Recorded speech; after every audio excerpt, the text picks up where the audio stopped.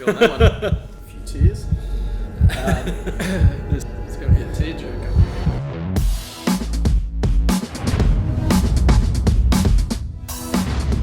Hello everybody and welcome to the next instalment of JDP's Questions, Wings and Things. Here today we've got the delectable Mr. Steve Pozzebon. How are you, Steve? It is very good, thank you. Good, and lovely to see you again.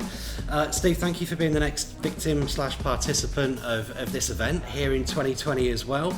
Question from me: once the wings got a smothering of sauce over it, have a quick munch, answer the question, and we'll go from there. 5 sauces, 5 questions, 5 wings, and let's start with the first one, mate. Awesome, thank you. You pick whatever wing you fancy out of that, and we'll go from here. So the first question that we've got for you, and I'll start off with the easy ones here, Steve, is what was your first job, and have you got any funny tales that you're allowed to say to the camera? For sure. Well, first job, really, if I go back before I formally started working, was with my father.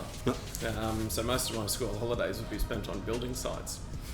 So I quickly learnt the value of knowing your role on a building site, and safety, but also what the customer wanted as well, and working in that project environment as well. And what were you doing on that building site? I was doing everything a child was allowed to do back at that stage. Okay. How old were you as well, am I allowed to say? Well, originally, I think my legal age. First experience was probably 7 in my school holidays. Gotcha. Is your father still in the industry at the moment? He's retired now. Yep. Yeah, retired, but ran his building company for a number of years. Fantastic. From the roles that you've held in the market so far over the years as well, you've got a great following, it appears, of really high caliber individuals. Are you able to give me an idea as to maybe what leadership style that you've invoked with the business previously that's led to this following within the market? Yeah, cheers, thank you. I suppose it's just being yourself, and also just being genuine with people. Yeah. And also giving people freedom. So a lot of organisations, and I take that view as well, you hire really smart people to do a job, so let them do the job and put trust and confidence that empowerment. in. So it's really an empowerment and accountability. I generally try and coach, develop, mentor, rather than direct. So definitely no command control. So. No, mate, fair play to you. Cheers. How did that one go? Yeah, that's not too bad. That's good. Not too bad. I like it. Famous last words. I like it. What has your approach to talent development been, and why? And how has your approach adapted or changed over the years?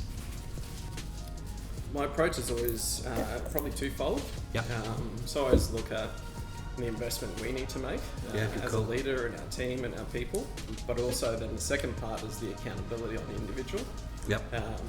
We need to actually look at how willing people are to invest in themselves, rather than us just constantly sort of creating opportunities and putting people on training courses. Yep. And to me, most of it is not about a training course, it's actually about how you actually experience things and have exposure. Yeah, from a real-time scenario. Yeah, that's hands-on. right.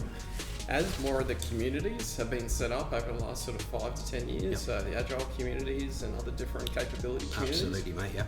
We leverage a lot more of that. Yep. So it's, I think, less and less is about a training course or a development company. Yep. It's actually more about how do we bring that community into the organisation and how do we get our people connected to that community. And so you're actively promoting that as you go forth. Yeah, that's right. And then in the organisation that I'm in, how do we help promote that community and be part of it as well?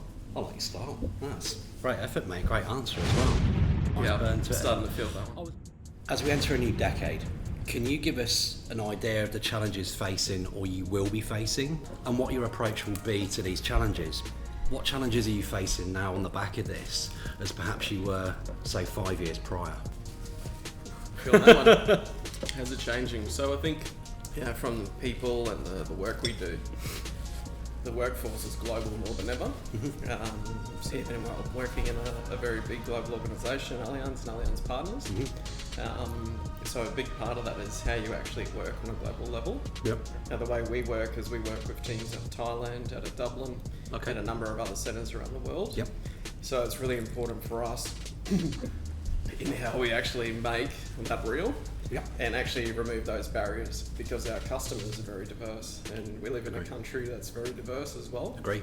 I think organisations are still guilty of trying to run these big projects and programs and technology implementations that are just going too long. Yeah. So I think that's the biggest challenge, certainly moving into this next decade, is how do we really drive agility and that speed to market or the value, and how do we really connect with our customers more and more so. Like a sad movie, this is. It's going to be a tearjerker. So I guess it's quite a compliment or a follow-on from the previous question that I asked you as well. But what has, in your opinion, been the most progressive change within or throughout the project landscape? I think it's the mindset, and I think the change in leadership styles as well.